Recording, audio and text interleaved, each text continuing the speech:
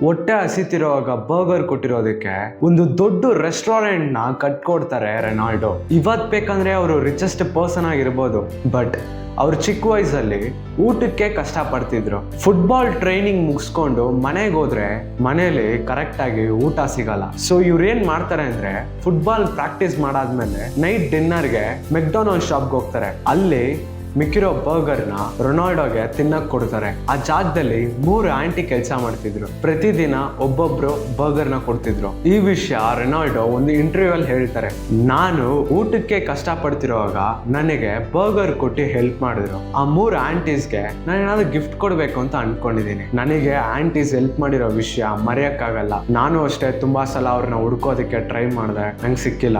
At least ಈ interview ಇಂದ ಅವ್ರನ್ನ ಕಂಡುಹಿಡಿಯೋದಕ್ಕೆ ಆಗುತ್ತಾ ಅಂತ ನೋಡೋಣ ಹಂಗಂತ ರೊನಾಲ್ಡೋ ಹೇಳ್ತಾರೆ. ಸ್ವಲ್ಪ ದಿನದಲ್ಲಿ ಆ 3 ಆಂಟೀಸ್ ಅಲ್ಲಿ ಒಬ್ರು ಸಿಗ್ತಾರೆ. ಅವ್ರ ಹೆಸರು ಎಡ್ನಾ. ರೊನಾಲ್ಡೋ ಅವ್ರಿಗೆ ತುಂಬಾ ಗಿಫ್ಟ್ ಕೊಡ್ತಾರೆ. ನಾನು ಊಟಕ್ಕೆ ಕಷ್ಟ ಪಡ್ತಿರುವಾಗ ನನಗೆ ಬರ್ಗರ್ ಕೊಟ್ಟು ನನ್ನ ಹೊಟ್ಟೆನ ತುಂಬಿಸಿದ್ರಿ, ಸೊ ಅದಕ್ಕೆ ಸ್ಪೇನ್ ಅಲ್ಲಿ ಒಂದು ದೊಡ್ಡ ರೆಸ್ಟೋರೆಂಟ್ ನ ಕಟ್ಕೊಡ್ತಾರೆ. ಈ ತರ ಒಳ್ಳೆ ಮನಸ್ಸು ಇರೋದಕ್ಕೆ ಇಷ್ಟು ಫ್ಯಾನ್ಸ್ ಇರೋದು.